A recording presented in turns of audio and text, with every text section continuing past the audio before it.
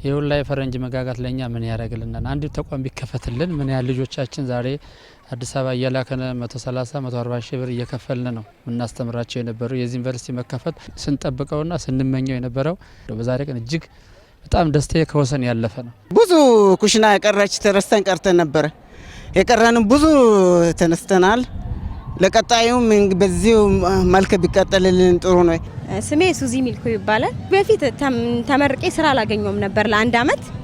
ከዛ እዚሁ ሀገራችን ላይ ዩኒቨርሲቲ ከመሰራቱ ተነስታ ወዲያውንም ስራ ጀመርኩኝ። እዚህ ስራ አጥ ነበርኩ። አካባቢው ላይ ሌላ የስራ እድል ስላልነበረ ቀን ስራ ምናምን ሰራ ነበር። አሁን ከዛ ወደ ጂንካ ዩኒቨርሲቲ በወጣ ማስታወቂያ መሰረት ተቀጥሬ አሁን ራሴንም ቤተሰቤንም እየረዳው ያለሁበት ሁኔታ ነው። እኔ የምኖረው አዲስ አበባ ነው፣ ግን አጋጣሚ እድሉ ስለደረሳት እሷን ቦታውን ስለማታውቅ እሷን ይዤ ነው የመጣሁት እዚህ እና የህዝቡ አቀባበል እጅግ በጣም የተለየ ነው። በጣም ከጠበቅነው በላይ ምንም የፈለገ ነገር መንግስት ቢሆን የምንሰጠው ተምረው የሆነ ደረጃ መድረስ እንዳለባቸው ብናምንም ያለውን ሁኔታ ማየት ስላለብን ነው እኛ የመጣ ነው። በቃ እጅግ በጣም የሚያስደስትና በቃ የሚበረታታ ነገር ነው። ህዝቡን ለማበረታታት ያለውን ሞራል ለመግለጽ ምክንያቱም ተማሪዎችን ለማስደሰት ስለሆነ ሌላ ነገር ምንም አይነት ነገር ይከሰታል ብለን ፍራቻም የለንም። እኔ እዚህ ሀገር ወደ 24 አመት ተቀምጫለሁ። ደቡብ ኦሞ ማለት የፍቅር ሀገር ነው።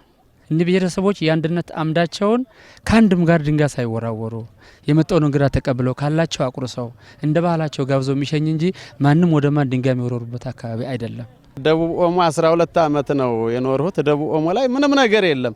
የፍቅር መዲና ናትና ይቺ እዚህ ቦታ በመምጣታቸው ለብዙ ተማሪዎች ብዙዎቹ የሚሰማው ደቡብ የሆነ ነገር አለ ነው። ግን ፈጽሞ እዚህ ደቡብ ኦሞ ምንም ነገር እንደሌለ ለብዙዎቹ ተማሪዎች ነግሬያቸዋለሁ።